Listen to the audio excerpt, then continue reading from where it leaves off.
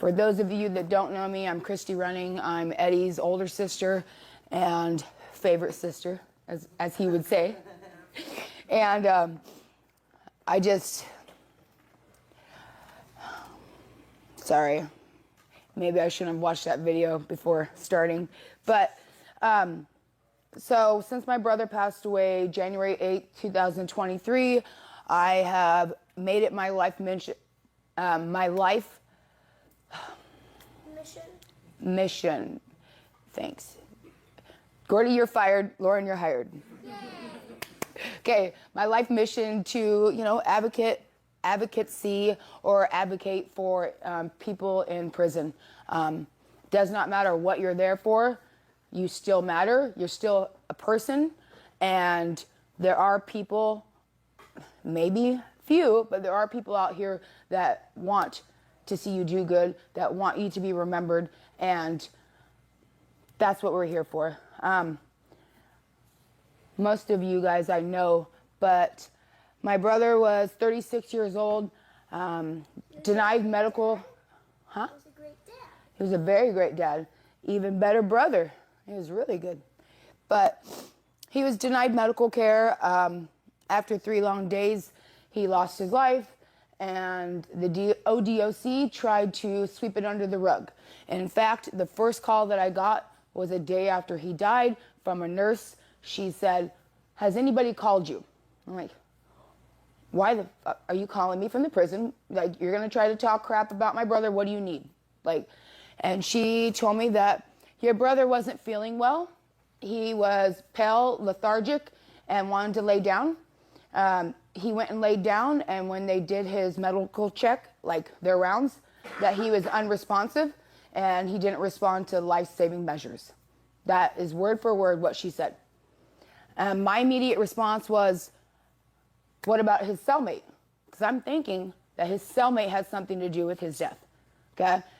She told me he did not have a cellmate, but I had just spoke to my brother less than 3 days before that, knowing that he had a cellmate, knowing that there was something not right. And let me see if I can do this. So that got me thinking after I got off the phone. A few days later, I messaged a few people I knew in prison, asked them to call me. I got a call back, and he said, "Oh my God, that was your brother. They suspected him of having something on him. They took him to this dry cell. Christy, there's 24-hour surveillance. There's video. Do something about it." He said, "I've seen too many people die. Do something about it." I immediately called the state detective that had been in contact asking about my sister. I accused him. I said, "Are you fucking kidding me? He was in your care under 24-hour surveillance and you did nothing?" And then he's just like, "Well, don't know what to say. If I had a sibling, I would not watch that video." And that was, his remark. After that, I made it my mission to stand up and to find out really what happened to my brother. And every day since then, I have fought. And you want to do this? 5. You gotta do 5, yeah. And so that's what I'm here for. It's been almost 3 years next month since he passed away. And yeah, you can just talk. And now, as often as we can, we come together. Because of that, I've met many of you guys, including Stephen, and we all have some story to tell about incarceration, the system, how they've done us wrong, people that have lost their lives, people that are affected by the system. And as I said, we are here to, speak out, speak up for these people that are voiceless, that our society wants to hush, to punish, to kill, and not answer for. So that's what we're here for. Oh, I need my phone. She took my phone. And our purpose specifically for tonight is to make some inmates smile. So it didn't just start with Eddie. It's not going to just end with Eddie. And there's a lot of people still every single day affected by this. We are going to talk about a few things. I want to show you a few things that have happened recently, and then we'll end by writing some Christmas cards, and we're going to send them out. Our goal is 200 this year to inmates or adults in custody. Sorry, I'm working on that. Adults in custody, and hopefully adults in custody. And, you know, bring a smile to their face. A lot of people don't have anybody, a single person. So that's what we're here for. I want to share with you some things that are very alarming. All right. So recently, actually, what is it? Today is the 13th, 10 days ago. This woman right here, Hannah Bazzi, I don't want to say her last name wrong. She was found unresponsive in her cell in Coffee Creek here in Oregon. 32 years old. Of course, ODOC releases the brief, this person, you know, under investigation, which, as we know, nothing ever comes of it. And then they say that it's under investigation, but there's never a update. This woman, 32 years old, I think she had, what, couple years left, Stephen? So an outdate, she didn't have a life. Dead? I mean, that's not acceptable. 32 years old, not friggin' acceptable. This guy right here, 1 month ago today, I don't know if this was TRCI or OSP. So the main death right now has been TRCI, OSP, Oh. and Snake. Yeah. Well, Two Rivers Correctional Facility, where Eddie was killed, is the #1 death prison in Oregon. By far, they have more deaths than anybody else. And you can understand that because it's located out in the middle of nowhere. It takes about 8 hours to get there from here. So this man lost his life, 42 years old.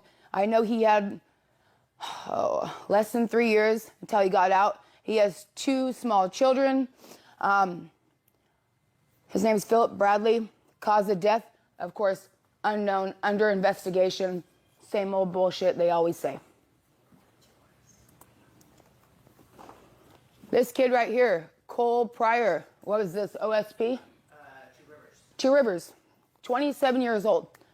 How does a 27-year-old die? It just doesn't happen. It shouldn't happen. This happened less than a month ago. Like what, 28 days ago? Cause of death, unknown. They say drugs, they say medicine, I'm not sure. But again, if they're in your care, if you take your kid to a babysitter and you leave him there, if the kid dies, whose fault is it? The child care babysitter. So same when we have our loved ones in incarceration. They are under their care. If he's given medicine and he dies, who's at fault? This man right here, I won't even try to pronounce his name because I don't want to do it an injustice, but 54 years old. I believe this one is Two Rivers as well. He did not have an out date, no parole, but he's still a human, you know. This is less than 6 months ago. That's not, no pre-existing conditions. Why does a 54-year-old die? And then this man right here, Keith Stewart, 51 years old. He only had, I think, 2027 when I looked until he was supposed to be released. He's the father of 2 boys and 1 girl, from what I can tell online. And again, cause of death unknown. The people, these 5 people I'm showing you, are all within the last 6 months. They're all very young, too young to die. It's not like a 81-year-old, a 91-year-old. These are young people with, almost all of them, only a few short years left to serve until they get out. This is a trend. This is not okay. And gathering like this, coming together, is exactly what we need to do to make sure that they know these are people, they have children, they have families, and that they matter. Is he Three Rivers also? Two Rivers. Let me look. Whatever it is. Sorry. No, it's okay. I mean, it's a good question because That's how many in the less than 6 months? that's less than 6 months. So there's been at least 4 in the last 2 months. Yep. And it's weird how they all have like a couple months to come out. All of them. Why did they all die at this like almost a couple years until they came out? Why do they all die before they have a couple years to come out? Well, since Eddie's passed away, there's been many dozens and dozens since he's passed away. This is only just in the last 6 months. So that guy that we just showed, he died at OSP. The kid Cole, the 27-year-old, died at Two Rivers. Not surprised. The girl died at Coffee Creek. I mean, 46. Okay. There's just another Two Rivers. I mean, there's just on and on and on. So, Yep. all right, sweet. Sorry about that. That was Pauline. No, it's okay. I just want to get my. Okay. Throughout this, almost 3 years, we've met so many people. Last year, we had a woman in here who lost her son, and yeah, lost her son and just sobbed and sobbed.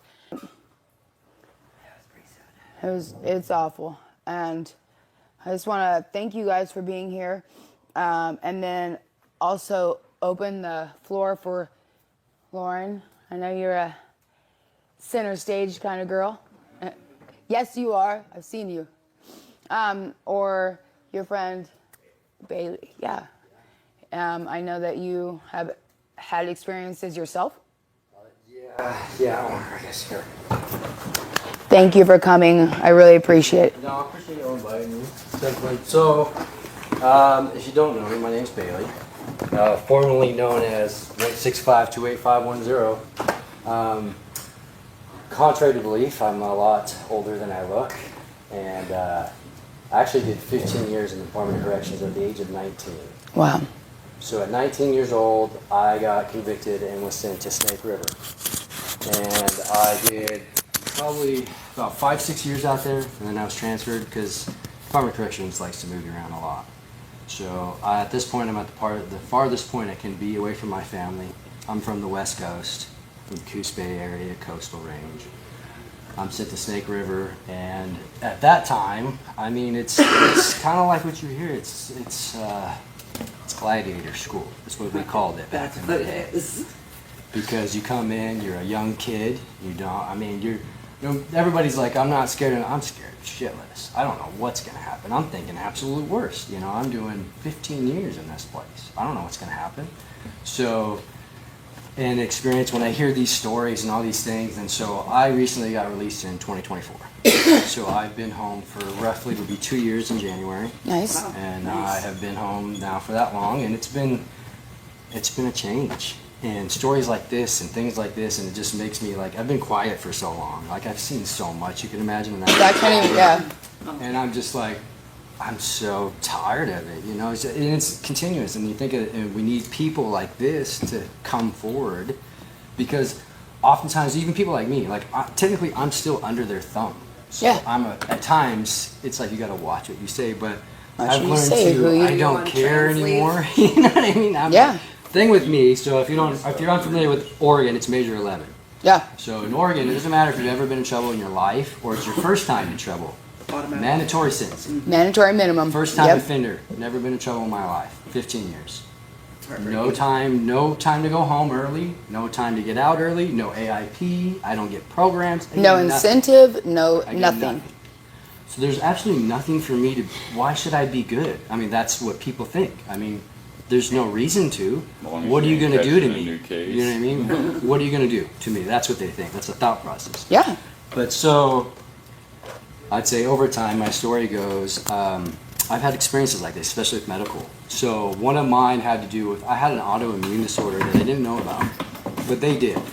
So they did a biopsy on me, and I think it was like around the 2000 era, and they told me I had pigmentation going on in my body, and they couldn't figure out why it was happening. So I'm like, hey, this is concern. It hurts, you know, like I don't know what's going on. Like I hurt. I can't run. I can't do all these things. I can't be a 25-year-old dude trying to work out, play basketball, you know, whatever. And they're like, you're fine, you're fine. So they do this biopsy. It gets done. Nothing comes of it. They're like, it's just something you're going to have to deal with. So time goes on. I deal with it, right? I asked for my medical records, which people don't really realize in there. It's not something that you're told that you have access to. No. It's all, the problem is they lead you to, you're incompetent because you don't know, because they don't tell you the things because they don't want you to know. So I get my medical records and I found out 5 years prior they had a diagnosis and they knew what it was. Really? Yeah, so then I proceed to go to medical with this. And I'm like, hey, grievance process. Now I heard you talk about policies, procedures, and stuff like this, and saying like I've read these things, I've done them because I've had to go through them personally. So like the grievance process is our only route to where if we have, nobody will help us. The whole point is I'm supposed to fill out a grievance, turn it in, and be like, I'm having a problem, somebody help me, somebody do something. And it's denied. Then you get an appeal. It's denied. Then you get an appeal. And it's not immediate. It's not. I'm gonna write this piece of paper, send it, wait for the guard to pick it up. So Hopefully it's- the person. I mean, it's a week It's long, like, yeah, so maybe they longer have- to get a You response. would say they have 30 days to respond to this appeal, right? 30 days. So if I'm appealing for a medical grievance because I'm having problems. 30 days, I get a response, no. I appeal. 30 days, I get a response, no. Dead in The this. last appeal is they have, and this personally happened to me, this is how I know, because they have a certain time to appeal. It was like 30, 40 days. Okay, they go over the 30 days and they go, hey, we're going to put this under investigation.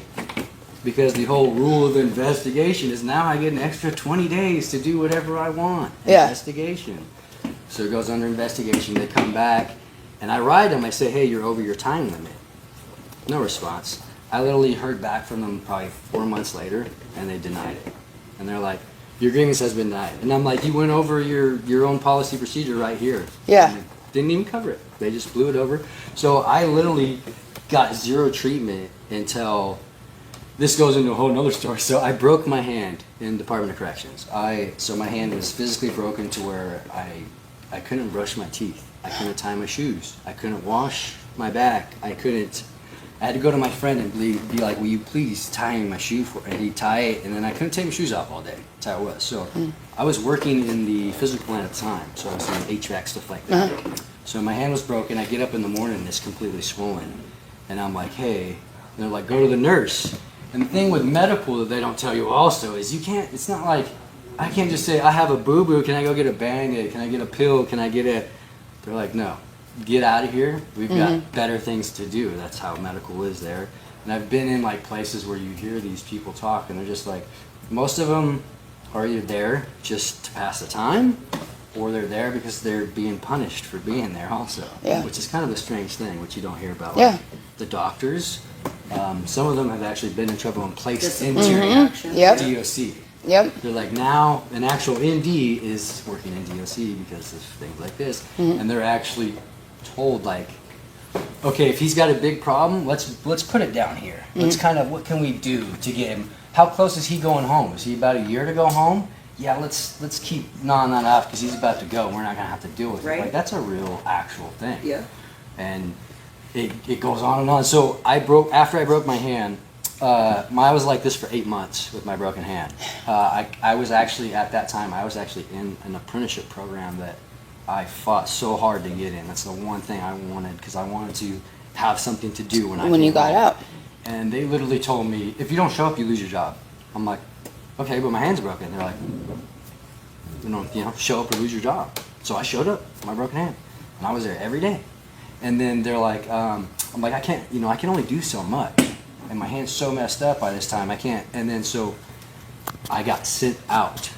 And I saw a doctor, and I was like in the Salem hospital, and we started talking about this because unfortunately, I've been the person, even when I'm in chains, like I'll talk to anybody. I just like to talk to people. That's, so I'm like, even though walking through there like this, so I get a hold of the doctor, it's like more like he's trying to get me to shut up, and I'm just, da-da-da-da-da.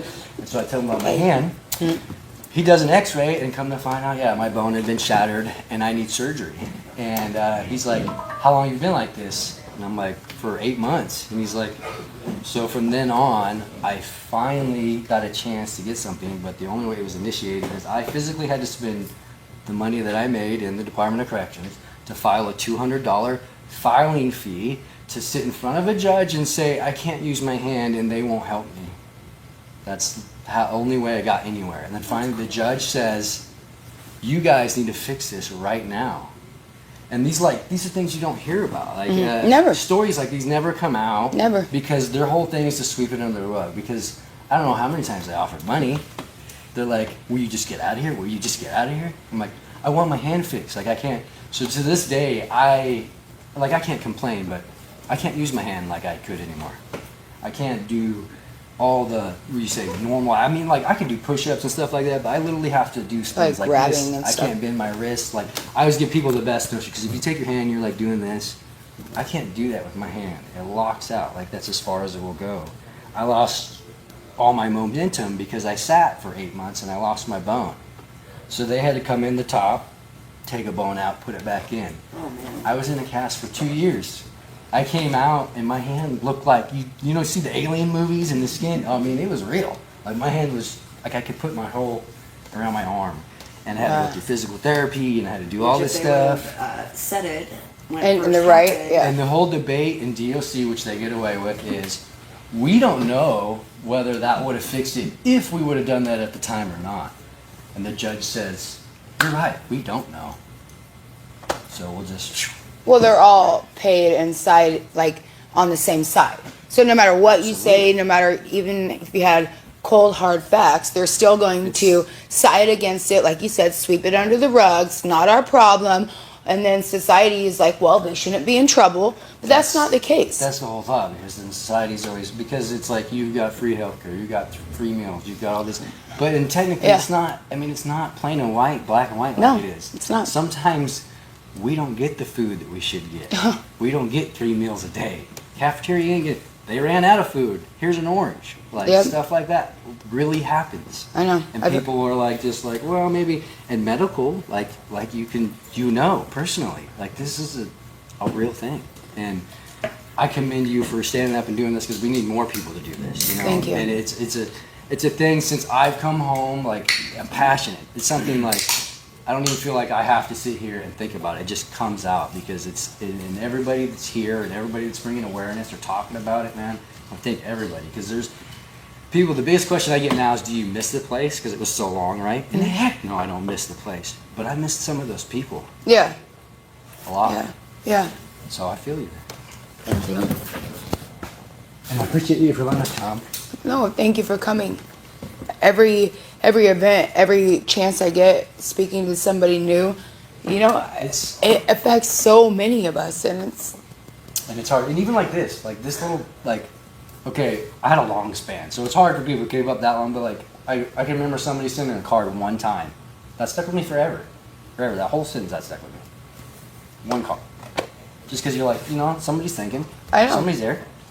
I know. I'm all about it. I know. And I appreciate you guys letting us come and let me gossip. Sorry, I'll get off. No, don't be sorry. I could go for hours, but I just, you know, I love everything you guys are doing. And I was still in when this happened, and I remember hearing about it because this gentleman over here has always kept me in the loop. Even when he came home, and even now that I'm here, I work so much. That's like part of, like, I love to share is because we all deserve the opportunity to come out and do these things. Like, I mean, I was told, you're not doing nothing, you know? And I'm like, look at me now, dude. Yeah. Like, I'm in a place I never thought I would be. I got an education. I'm a biomed now. What? And I don't even know, yeah. See, nobody, when I come in a room, everybody's like, you do what? I'm like, yeah, that's what I do now. Hell yeah. And I'm like, I'm doing great. I'm living life, you know, I could be doing better if I budget better probably. Wouldn't we all? But, like, I never thought I'd be in the point I am now. I originally started as an electrician. That's like, good. I worked to get that, and now I'm doing this, and I'm like, I'm blessed. Amen. Because, you know, we came out, we got that, and more people need that, because that's all they're told is that they will never be anything. Mm-hmm. And I'm like, that ain't true, man, because, I mean, I did so long there. Look at me. Like, any of us can do this. Yeah. Any of us. But we need the chance and the opportunity, and it needs to be like you're doing out there, because nobody understands until you've had somebody, you've known somebody, or you've done it personally of what it's really like. True. True. And that's the facts of it. Yes, ma'am. Cops, they act all perfect to all of the world, but they're not. They have like lots of secrets. They don't act perfect. They just act perfect to the audience. They might seem perfect, but they're not. They have lots of secrets. They never tell anyone. They hide lots of secrets actually. Yeah, no. Lots. Right, Lauren. It's true. Very wise, honey. They seem perfect on the outside, but they're not perfect. It's true. I mean, there's good and bad They on both just sides, sweep but- it under the rug and they don't tell the people at all. Unless you've been personally affected or somehow your life has led you to this kind of stuff. I mean, all we really know as a society is the glimpses we see in the newspaper or the 1 minute on TV about, like George Floyd or whatever, some little brief thing, but you never really know. And until like Eddie, this happened to Eddie, I just was like, oh yeah, I know it's happening, but I have just been very dismissive of it. And then once I found out like about my brother passing away and really have dove into like learning about it, how many people it's affecting, what people are actually doing, it's just so alarming. It's so crazy how many people die nationwide, worldwide from these things. I mean, again, I think about my brother and what they told me. He wasn't feeling well, and he went and laid down unresponsive.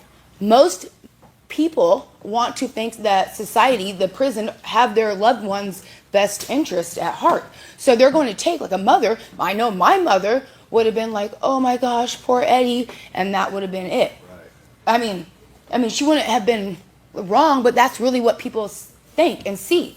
But I'm wondering if I know that if it wasn't for me pushing and driving and finding out this stuff myself, I would have never found out about Eddie.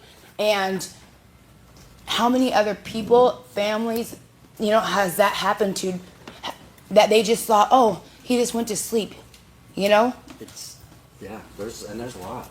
There's so much. And I don't even think like what you do now. I don't think some of these would have even came to light if you guys wouldn't have pressed the issue. Yeah. They would never see anything. I can't think of how many times I think when I started at like Snake River, every week in the newsletter would be somebody's death listed. Somebody most recently with us since this date, and it would say their name, and that was like every week, and we never knew from what, old age, what, Nothing. unless we were on the yard or something when it happened. There's nothing. But There's no follow-up. There's no, nobody oh, outside hears about it. yeah, no, because they're not going to spend their money for the medical examiner. They're not going to waste their time. And the only ones, which, again, after we have spoke to senators and we have researched the law, they do not have to tell us by law who dies, when they die. Yeah. The only ones that make the media are the people that are like high profile or young or somebody that's something. You know what I mean? And Eddie had shot a cop about 5 years prior to him dying, and the cop is fine, if you don't know, okay? But anyways, that's a big thing around here. Nobody shoots cops. Nobody.